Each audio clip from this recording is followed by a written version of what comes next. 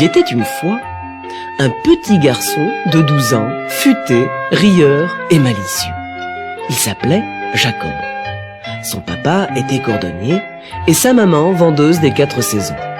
Elle vendait des fruits, des légumes et toutes sortes d'herbes aromatiques sur les marchés et dans les rues. Jacob, qui était très serviable, donnait souvent un coup de main à sa maman. Or, un beau matin, une horrible vieille femme s'approcha de l'étal de Jacob en boitant. Elle était toute bossue et avait un long nez crochu. « Je cherche des herbes aromatiques pour faire une soupe. Qu'as-tu à me proposer, jeune homme ?» demanda-t-elle à Jacob d'une voix éraillée. Jacob, un peu inquiet, lui répondit. Je n'ai pas d'herbe aujourd'hui. Si vous n'avez pas l'intention d'acheter des légumes, ne perdez pas votre temps chez moi. Et allez-vous-en. Vous faites peur à tout le monde. Bien, jeune homme, fit la vieille. Je vais acheter 5 choux. Mais tu vois que je suis vieille et faible.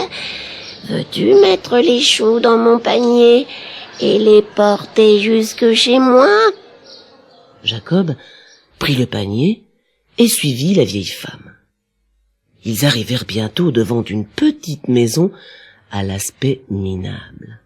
« Entrons !» dit la vieille.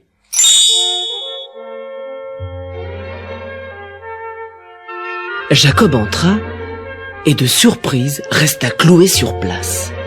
À l'intérieur, la maison était merveilleuse.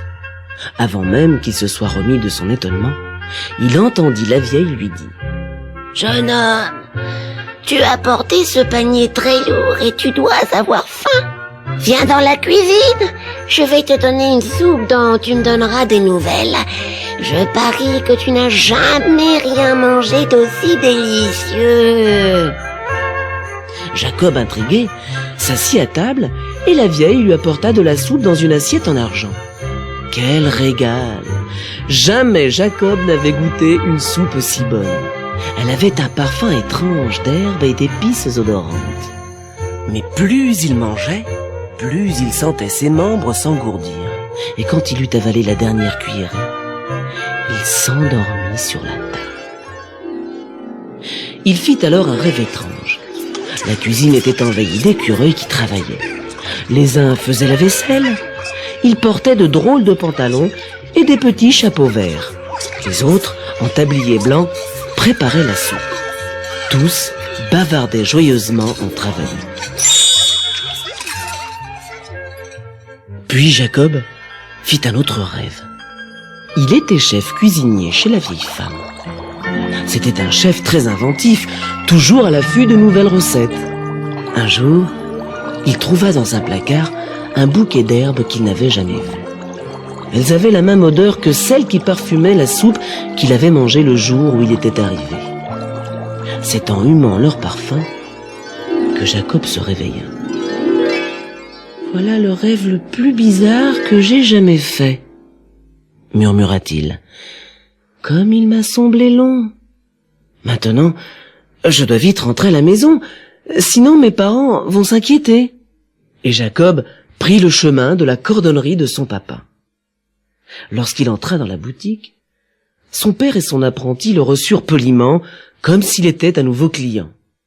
Jacob, un peu surpris, se prêta au jeu et demanda au cordonnier des nouvelles de sa famille. « Ah, j'avais un fils autrefois, » répondit son père en soupirant. « Mais il a été enlevé par une sorcière il y a 7 ans. Cela dit, voulez-vous que nous vous fassions une protection en cuir pour votre long nez? L'hiver arrive tôt dans ce pays et vous risquez de prendre froid. » Jacob, terriblement inquiet, porta la main à son nez. Il était énorme. Effrayé, Jacob se précipita chez le barbier pour se regarder dans un miroir. Et savez-vous ce qu'il vit? Un affreux petit nain avec un nez immense. Il était si bouleversé qu'il faillit tomber à la renverse.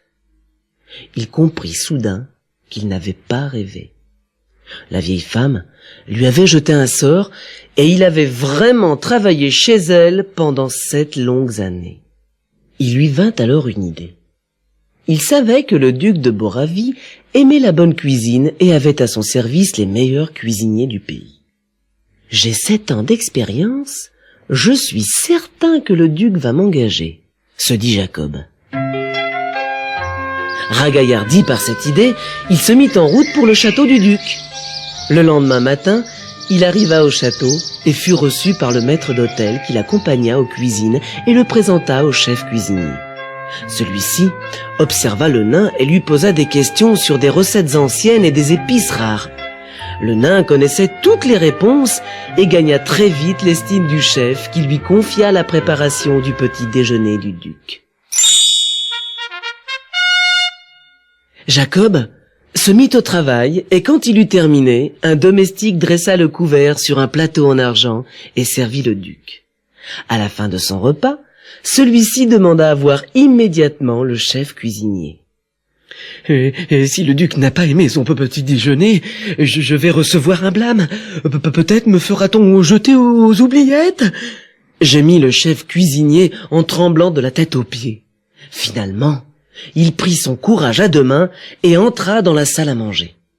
Dès qu'il l'aperçut, le duc lui fit un grand sourire en disant « Je n'ai jamais goûté de petit déjeuner aussi délicieux.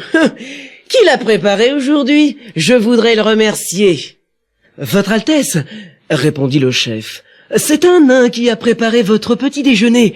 Il souhaiterait entrer à votre service. » Le duc envoya chercher le nain. « Tu n'es pas beau à regarder, » dit-il à Jacob. « Mais en ce qui concerne la cuisine, tu es imbattable. À partir d'aujourd'hui, tu travailles au château. Nous t'appellerons Nain Long-Nez.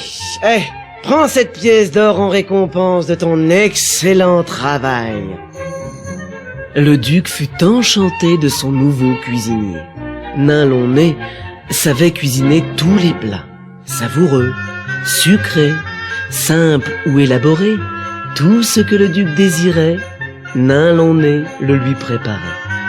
Sa réputation dépassa bientôt les murs du château. Un jour, Nain Long-Nez alla au marché et acheta 3 oies bien grasses. Il avait prévu de les servir au dîner d'anniversaire du duc. Mais en arrivant au château, une des oies se mit à sangloter. « Cher Nain Long-Nez, dit-elle, je t'en supplie, ne me tue pas. Je ne suis pas une oie ordinaire. Je m'appelle Mimi et je suis une jeune fille à laquelle une sorcière a jeté un mauvais sort. » Le nain la réconforta. « Ne t'inquiète pas, petite Mimi, je vais construire une cage dans ma chambre et tu pourras y vivre sans crainte. » Il eut aussi pitié des 2 autres oies et il les laissa partir. Lorsqu'ils furent dans la chambre du nain, Mimi lui raconta son histoire. « Je suis la fille d'un magicien qui s'est disputé avec une sorcière.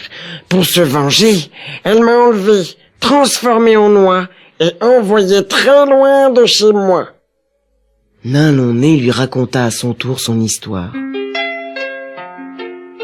Sais-tu que si tu retrouvais l'herbe que la vieille femme a mise dans ta soupe, dit Mimi, tu pourrais rompre le sortilège qui t'a transformé en nain. » Malheureusement, Nain Long-Nez n'avait aucune idée de l'endroit où poussait cette herbe magique. Maintenant, retourne la cassette.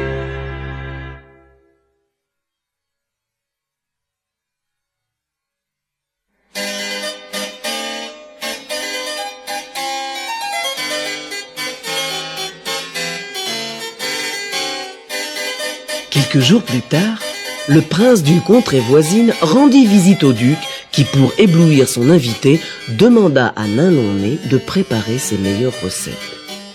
Le prince, très impressionné par les mets qu'il goûta, décida de rester quelques jours de plus au château. Le 15e jour, il dit au duc : « Votre cuisinier nain Launay a vraiment beaucoup d'imagination. Pourtant, je n'ai pas eu le plaisir de goûter mon plat favori, la tarte boravienne. Je m'étonne que l'on ne m'ait pas proposé ce plat si populaire.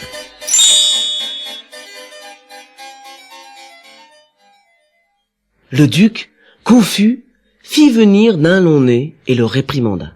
« Tu n'as pas encore servi de tarte boravienne. Pourquoi? Tu ne sais pas la faire ?» Le nain n'avait jamais entendu parler de cette recette, mais il ne montra pas son embarras et répondit. « Un des domestiques m'a dit que c'était le plat favori du prince. J'avais donc pensé le servir le dernier jour, lors d'un banquet spécial. » Le duc fut satisfait de cette réponse et ordonna à nain Launay de préparer une tarte boravienne pour le lendemain. Lorsque nain Launay rentra dans sa chambre, Mimi s'aperçut immédiatement que quelque chose n'allait pas. « Cher nain Launay, tu as l'air inquiet. Que se passe-t-il » demanda-t-elle. « Le duc veut que je prépare une tarte boravienne, » répondit le nain. « Mais je n'en ai jamais entendu parler. Que vais-je faire? Oh, je crains que ma dernière heure n'ait sonné. » « Rassure-toi, » s'écria Mimi. « À la maison, nous mangions très souvent de la tarte boravienne. Je connais la recette, tu verras, elle est très facile. » Nain Launay se sentit soulagé d'un énorme poids. Il était sauvé. Le lendemain, il se réveilla à l'aube afin de préparer un grand banquet dont la tarte boravienne constituait le plat principal. Lorsqu'elle sortit du four, les domestiques la portèrent en grande pompe dans la salle à manger. Le prince en prit une bouchée. Tout le monde l'observait, priant pour qu'il trouvât la tarte à son goût. Après un long moment, il hurla. « Cette tarte est bien meilleure chez moi! Ce n'est pas la vraie recette !» Le duc, confus et embarrassé, se mit en colère et ordonna aux domestiques d'aller chercher nain Launay. « Tu as affreusement déçu le prince avec ta tarte !» cria-t-il. Nain Launay tomba à genoux devant le prince et implora son pardon. « Ayez pitié de moi. Dites-moi quelle a été mon erreur. »« Mon cher nain Launay, » dit le prince, « il manque une herbe spéciale qui est indispensable pour bien réussir cette tarte. Donnez-moi une journée et je vous ferai une tarte avec cette herbe, » dit le nain. Le duc acquiesça et le laissa partir en disant, « Si tu ne réussis pas à faire la tarte que le prince souhaite, tu auras la tête coupée. »